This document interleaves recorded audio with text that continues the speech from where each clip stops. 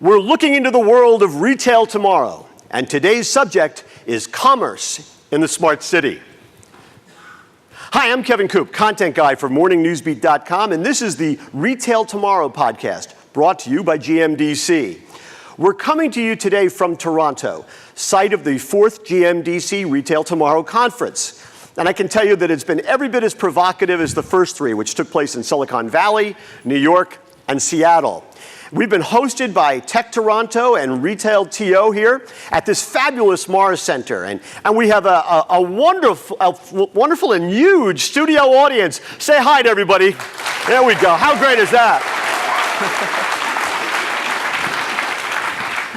So the goal of these conferences is to put together smart people from the worlds of technology, retailing, and manufacturing, and get everybody to push the envelope a little bit, to examine problems from different angles and come up with potential solutions together that we might not have come up with on our own. I think one of the things we're learning is community matters, and that's certainly the vibe that I get from our Canadian hosts. You know, it's all about identifying new approaches. And I love the line that Captain Kirk has in Star Trek Beyond. He says, "There's no such thing as the unknown. There is just the temporarily hidden." And I think that pretty much sums up the attitude here. So on today's Retail Tomorrow podcast, I'm happy to welcome three guests for a discussion of commerce in the smart city. They are Chris Lytle with Google Retail Innovation, Daryl Gillot, I mispronounced that again, Gillot. I keep wanting to make it sound French, but because I'm in Canada. So it's Daryl Gillot, who's the Senior Manager of Digital Main Street, and Pano Anthos, who's the Managing Director of XRC Labs. So in 30 seconds, for our audience, both here and at home, tell us a little bit about what you do. Pano, why don't you start first? So we run a technology and consumer goods accelerator in New York City focused strictly on retail and consumer goods. We've invested we're 3 years old, we've invested in 55 companies already. We have got a lot of success, over 50% have raised seed funding out of that. We're highly focused, and we're based in New York City with Parsons, Accenture, and a number of other big corporate sponsors behind it. Awesome. Daryl. Yep. Digital Main Street's a not-for-profit organization that helps small, independent Main Street businesses with digital transformation. We do that through a number of public-private partnerships. Currently, in Toronto, just expanded across Ontario about 3 weeks ago, and then across Canada in 2019. Great. Chris. I'm Chris Lytle with Google. We have a search engine that is very popular. Really? We do. You're a startup. We're a startup. We actually just celebrated our 20th year. I've got the funnest job at Google. I work on the retail shopping team, heading up innovation, and I get to dig through all the stuff that we got in the trunk at Google and pull it all together for unique retail solutions. So everything from Google Pay to advertising to Waze to Maps, all that good stuff. And how can we bring it all together for retailers to create a competitive solution? So, Chris, let's start with you. So when I say smart city, what exactly does that mean to you and to Google? It exactly means that it has various connotations depending on who you're talking to, right? So smart cities has become almost its own buzzword, its own industry. There are conventions about it. I run into people all the time with smart city in their title. I think the better term that I like is public spaces, right? So how do we bring technology into public spaces, whether they be on a macro level like a city or into an arena or into an individual store? And I think it really depends on who you're talking to, right? So obviously, I live in Atlanta. We've got a lot of interesting smart city stuff that involves traffic guidance, right? But obviously not the kind of thing that would be relevant to a lot of retailers. So I think it really depends on who you're talking to. But the larger opportunity is how do we bring technology into public spaces to benefit the folks that are in those public spaces? So it's not so much smart city, but smart community, let's say. Yep. Okay. Panel, what about you? When they say smart city? Well, I think of a contract between the consumer and whatever the technology provider is in space. So I agree on the community/city notion. I don't think it's just relying on cities. But I think that the thing that we think a lot about is what's the consumer experience going to be and how is it augmented, accelerated, enhanced to get them where they want to go. Because we think time is the most valuable commodity on the planet, by far. Daryl. I agree with all the above. I'm not going to sit here and pretend I have the answer or the magic bullet. I think for me, the idea of a smart city really comes down to certain qualities that build on everything these guys have said. It's definitely got to be people focused. It's got to be focused at the end of the day on the value that we're bringing to the citizens and the consumers. There's got to be transparency in public-private partnerships and all that, and especially in the innovation community. And it's got to be collaborative. So there's got to be a collaborative ecosystem between technology providers, anyone in the data ecosystem, consumers, citizens, all of the above. That's really what comes to mind when I'm thinking of it. Pano, you said it infers to you or implies to you a contract between the consumer and the technology provider. Yeah. Am I missing something? It seems like conspicuously absent in that construct is, first of all, businesses that are not technology providers, manufacturers or retailers, and government. That it seems to me, those are like really important. No, it's a very fair point. I should have used a broader term than technology providers. I was thinking about the technology interface. And we think that the challenge that consumers have is they want to waste time, but on their time. Think about that for a moment, right? Everyone loves to waste time, but the way they want to waste it, not on things they don't want to waste it on. And so the whole idea is to get out of the way and let the consumer waste time where they want to waste time. In a shopping mall, if that's where they want to be, but if they want to get in and out, they got to be able to do that. And the spaces have to facilitate either decision quickly, right? So discovery is super important on the one hand, but stream of use and simplicity needs to be available on the other. So regulations should support both, right? The government has to be able to provide both capabilities to its audience. It shouldn't restrict us when we want speed, well, other than safety issues, and that's a good example, right? I'd love to go 100 miles an hour on every road, but that would cause an enormous downstream negative impact, right? So I think that's the contract we talk a lot about. Yeah, but and it's interesting when you make the point about people want to waste time, but on their own terms. I mean, isn't that when we talk about retailing and shopping? That's exactly what we're talking about. Supposed to be. Used to be. Used to be. But people now, there are kinds of shopping that they're willing to waste time doing. Exactly. For certain kinds of products. But there are certain kinds of products that they will not necessarily, no, I don't want to do that. I want to have it delivered. I don't want to deal with it. I want it just to be there. That's right. And that in so many ways is the conundrum that retailers face, trying to figure out which is which, because it's not the same for everybody, which creates an enormous challenge for them. Yeah, I mean, one of the challenges we have at Google, and I probably shouldn't say this, but we tend to be run by young people with 0.25 kids who live in San Francisco or New York, and their vision of a shopping experience is very different, I think, than a lot of folks. So we have retail partners that have done really well in metropolitan areas with shop in store, but then deliver it to my home, right? Which is the opposite of what we're talking about in suburban areas, which is like, yeah, I want to buy it online and pick it up on the way through. So I think it's really important that smart cities, broadly, smart public spaces, start with who is the demographic group that you're dealing with and what's appropriate for them and what do they want to spend time on. Daryl, as you're dealing with these issues from the nonprofit point of view, sort of helping to enable all this, what I guess my question would be, what should businesses expect from such initiatives, and what should they plan on putting in, and what do you think they should get out? What should they expect to get out of it? It's a good question. I think the biggest challenge that we face is, our only expectation is that businesses put in time. So, our model is operated in a way where business owners don't pay us. Their payment is their time, and that investment to kind of, better themselves and, go through the training and the services that we provide. But at the end of the day, I think it's an overall positive. We don't focus on one aspect or the other. We're very customized to, specific business needs. So it really just comes down to, the old cliche of you kind of get in you take out what you get in or put in, sorry. Right. And small business is a whole different beast. And to build on, what Chris said is, what we deal with is almost like cities within a city. So, Toronto's very unique. We've got 83 business improvement areas, and every single one has a different demographic, a different, type of individual, a different nationality, We've got, Little Italy, Little Portugal, obviously the Danforth Greek town. Like, we've got different cultures within neighborhoods. We've got, different neighborhoods within the city. So it's just, for us, it's a bit of a different beast. But again, you take out what you put in. But isn't it an interesting challenge for businesses, because they have to figure out, I'm sure to a great degree it's the same in Canada as it is in the US, especially when you look at the supply chain.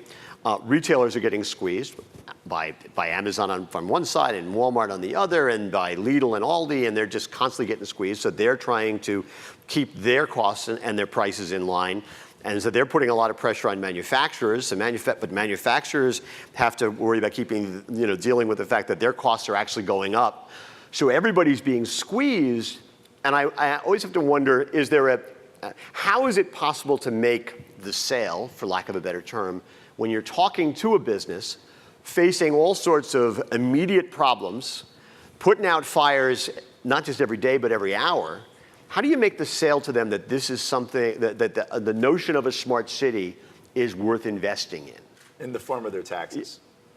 Okay. Well, I'm just saying, like, if they're going to invest in it, right? So, well, I think there's lots of trade-off opportunities, right? In the package of what is a smart city, there's a lot of things that can empirically lead to lower expenses, right? So one of the big, popular, really sexy things with smart cities is intelligent garbage collection, right? So the way that garbage is traditionally picked up in New York, you drive around in a circle in a garbage truck and you pick up garbage cans, right? And even if they're third full, half full, all that kind of stuff.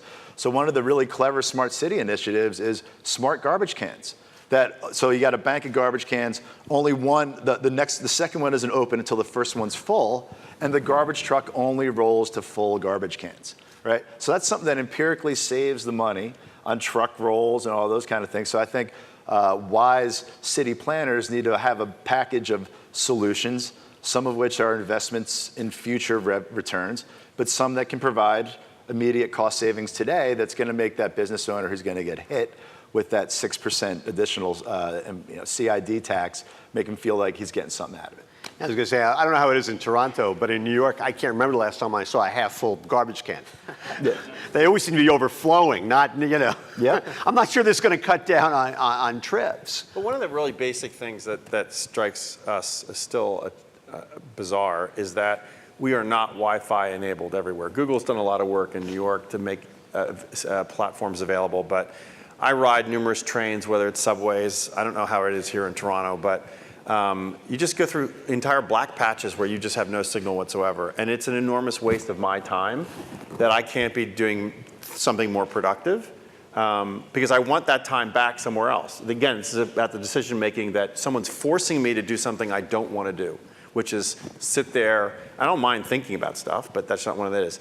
The other thing is that the 5G, which is coming down the pike, it's got enormous implications from a speed perspective that make 4G even like small by comparison to 3G. So what we could do on 4G is going to be light years better in 5G, which means whether it's video, any sort of interaction, full data, backups, support, anything that can be possibly done can be done on a phone, which makes my life much easier, and therefore I want access no matter where I am.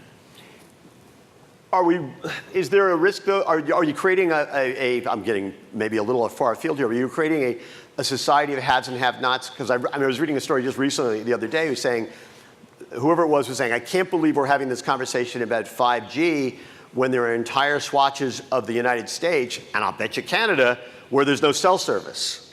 And so how do you have that conversation? Are you creating smart pockets of a society and, for lack of a better term, dumb pockets of society? I'm not saying they're dumb, but you know what I'm saying? It's no different than with roads. We have the same problem with roads. Yeah, I'm reading an awesome biography of Lyndon Johnson right now, and I was talking about the electrification of rural America.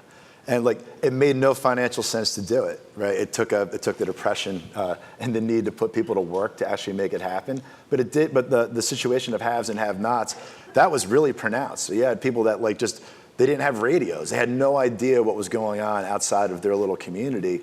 And I'm not certain that that the governments ever would have gotten around to solving that problem if there wasn't the kind of massive financial crisis that we had with the Depression. So it's a scary situation. And frankly, I'm not certain that there is going to be an answer unless we have some other problem that requires us to put people to work doing something. We already have a flight to cities anyway because of work, right? I mean, working in rural environments is really tough right now. You see, I live in Dutchess County, New York, and farms are, failing like crazy because the work's not there, the money's not there, the price of milk hasn't, I'm sorry, this is really far afield, but the price of milk hasn't essentially changed since 1975. And I think it speaks to the partnerships between cities and businesses, right? Because cities are competitive, right? I have a business, I have a place where I have a choice where I can put that business, I have a choice where I can put my family. And I think cities that can demonstrate that they're providing the kind of infrastructure that makes it appealing for a business to relocate, there's an opportunity for some of these more rural areas to do this. I mean, in LaGrange, Georgia, which is on the border of Alabama, they invested in a serious fiber network 20 years ago, and they've actually thrived while so much of their peers around them have dwindled. So there is an opportunity, I think, for really smart cities to compete. And it's kind of when we look at colleges, the reason why college tuitions are so expensive now is because colleges are all investing on great experiences for the students, making it the best country club possible, because they know that people have a choice where they send their kids and where kids go. People have a choice where to start the business. People have a choice where to live. It is incumbent upon smart city governments, no pun intended, to come up with infrastructure that is going to be meaningful, that's going to make people make the choice on one place or another.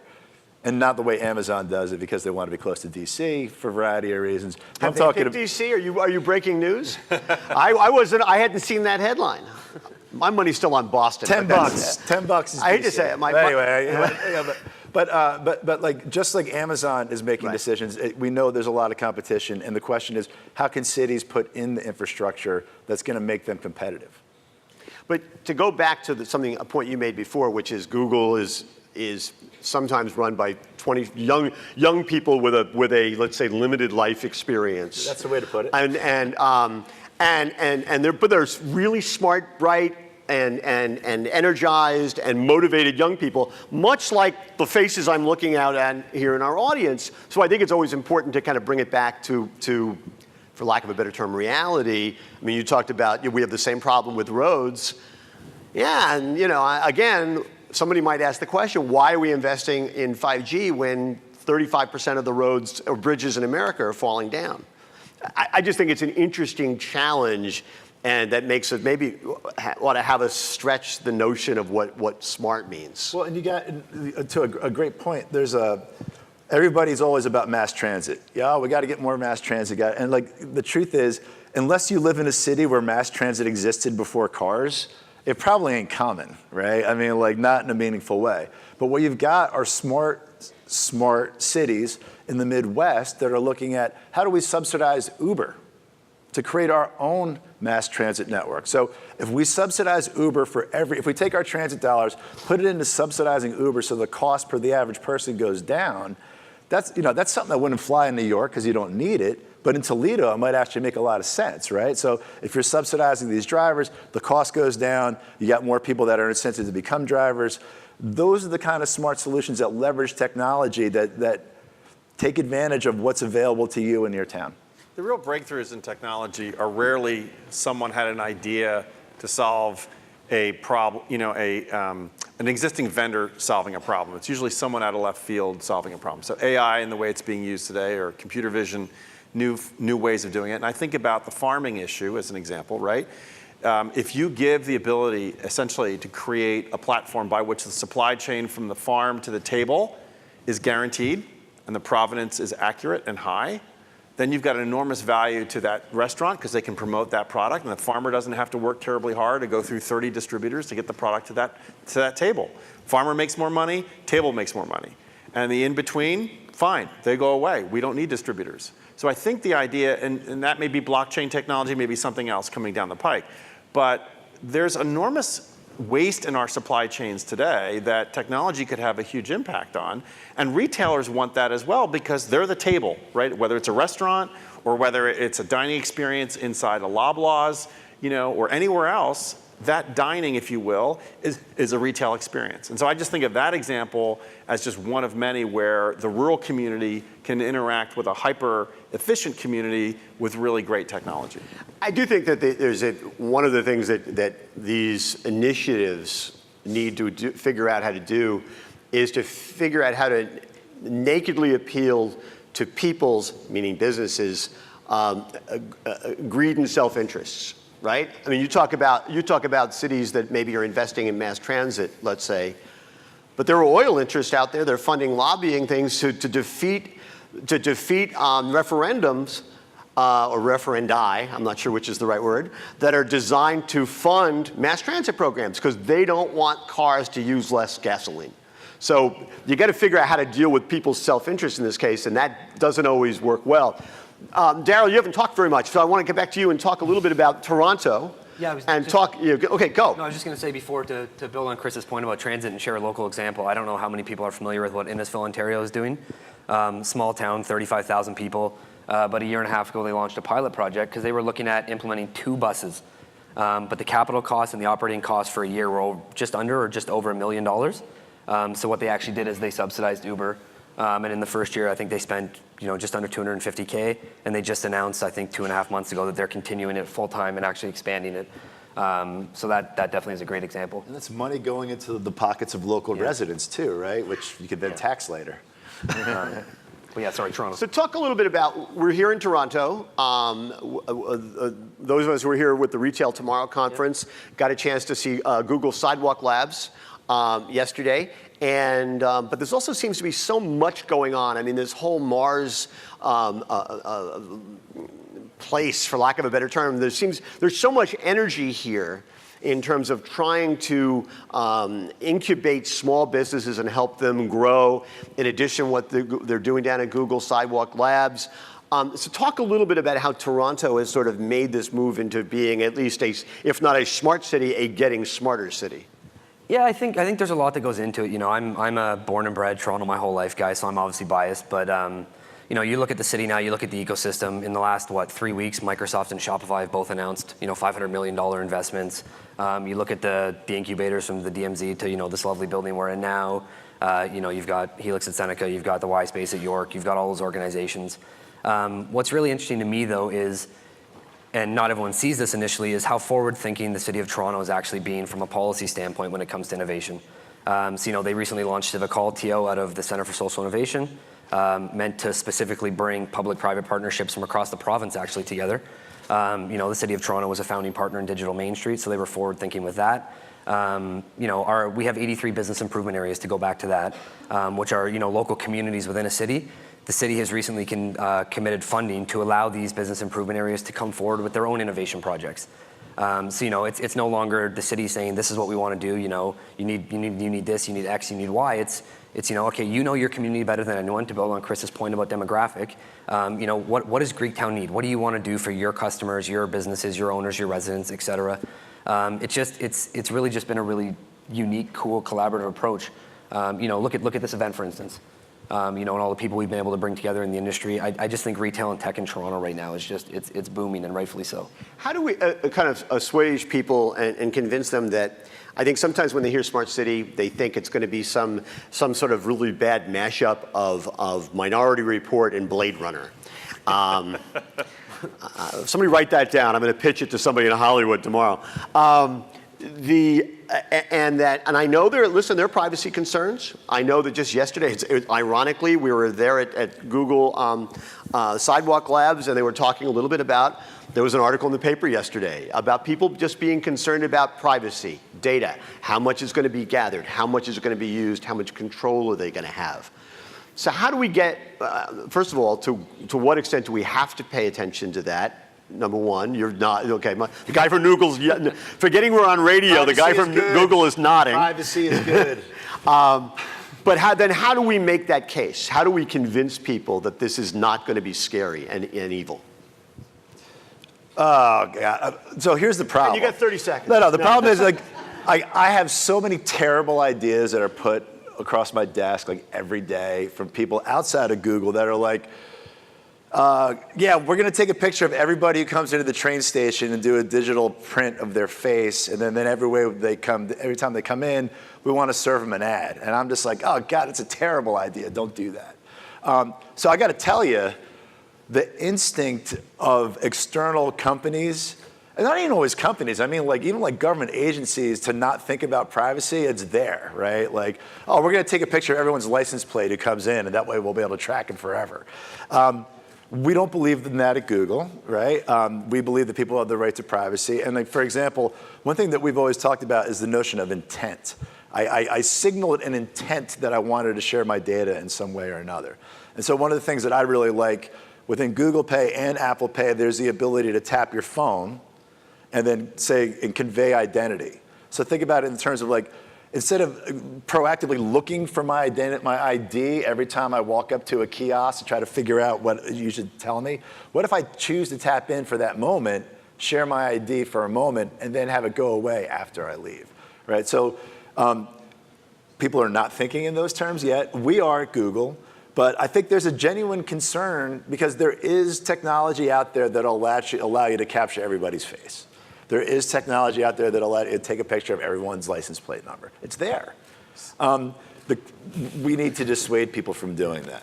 Panel, you want to jump in? I would ask the crowd, how many of you ever watched the show Cheers?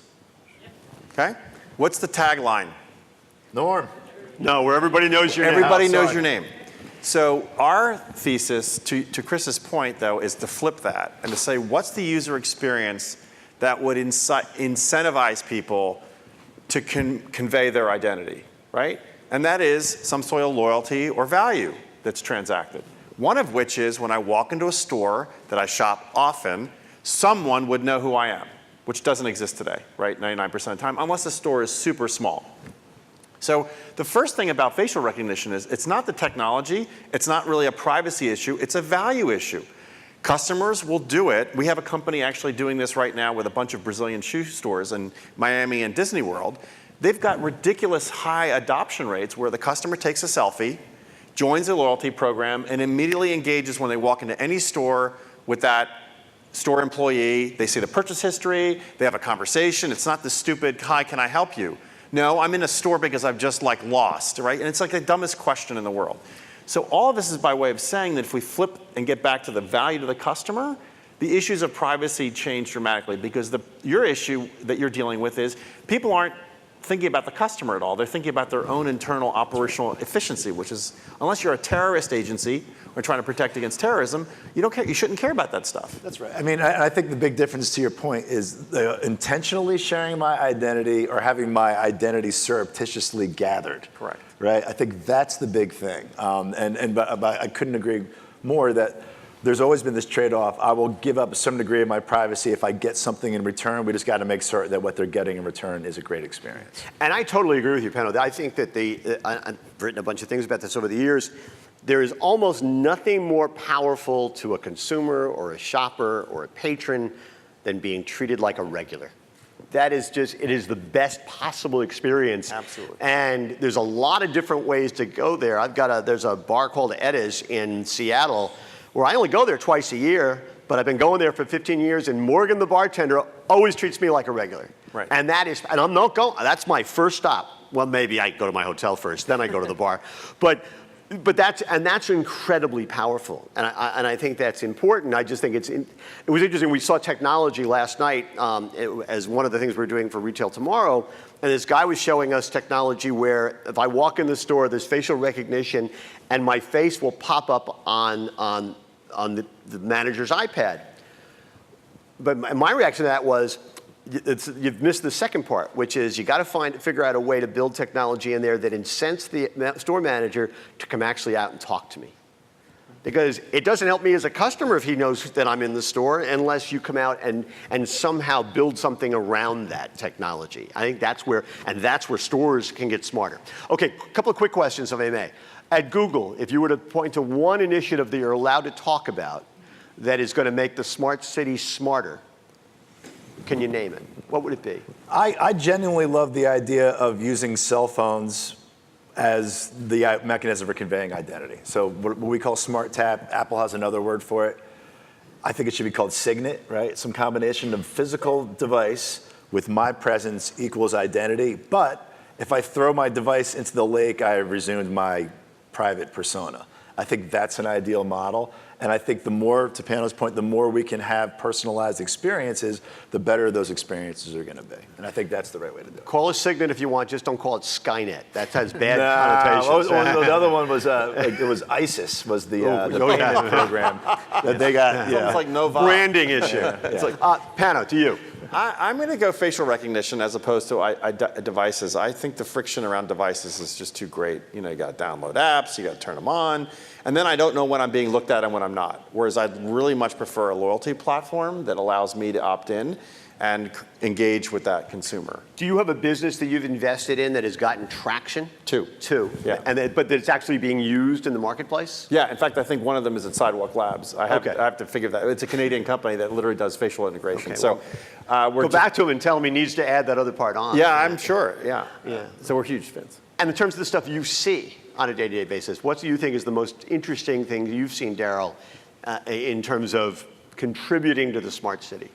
Well, so we come from an interesting perspective because we don't deal with a specific product or a service. You know, we're dealing with people. So I think, you know, our biggest contribution from an organizational standpoint is, you know, changing the mindset and the overall, you know, thought pattern of these small business owners that have been around for 20 years. You know, the amount of times we hear on a daily basis, you know, we're good, we're okay, we do fine. It drives me nuts. So really, it's just about it's about changing their thought patterns and really getting them to buy into the overall idea of not just tech, not just digital transformation, but, you know, smart cities and the overall benefit. You know, we deal with a lot of businesses right now on Eglinton Avenue here in Toronto that is absolutely destroyed because of LRT construction. So, you know, in the long run, that's going to bring more people there. You know, the benefit is there, but we're actually seeing now not only, unfortunately, our business is dying because they're losing, you know, sales and having to close, but you're seeing the successful businesses kind of just say, okay, I've had enough. And, you know, they're still thriving, but they're packing up and they're moving. One last thing is I think the labor force management question is a huge one. It's the biggest cost for retail. It's also the least served from a technology education standpoint, and it's got the most to gain. And to your point, the better the labor force is, the more they sell. So it's one of those areas that's maybe analog in nature and not entirely digital, but it's huge. Last question, because then we got to shut this down. So this all sounds wonderful. But here's my question is, am I going to see any of this stuff really, really achieved before I die? Well, I don't want to ask that last question about what, you know, but what date are we talking about? Yeah. Is it like next week or? Yeah, exactly. Well, okay, I'm going to be 64 in a month. So you got another 20, 30 years. Okay, so I'm good. I'm going to see some of this happen? Definitely. Okay, well, It's already in play now. that makes me feel better. So, Yeah, okay, well, listen, I'm afraid that we're out of time, which is too bad because I think I could have done this for another couple of hours. But here's the good news. The Retail Tomorrow podcast will return, and you also can and should consider attending the next Retail Tomorrow conference, which is scheduled for March 19th to 21st in Los Angeles. In the meantime, thanks to our guests, Pano Anthos, Managing Director of XRC Labs, Chris Lytle, Retail Innovation at Google, and Daryl Gillot. I did it again, Gillot. I keep wanting to screw up that name. Daryl, Senior Manager of Digital Main Street. Thanks also to GMDC for sponsoring this edition of the Retail Tomorrow podcast. Thanks to Tech Toronto and Retail TO for making us feel so much at home. Thanks to the audience for being so well behaved and applauding in all the right places.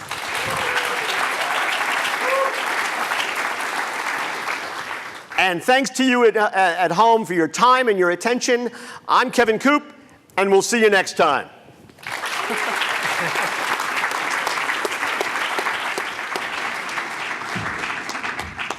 You guys were great. I'd put all your names on the podcast if I could, but then it would be another hour. So thank you so much. You were a terrific audience. Give them a round of applause. They were great. And I can't wait till we come back to Toronto again. So thanks very much, everybody. Okay.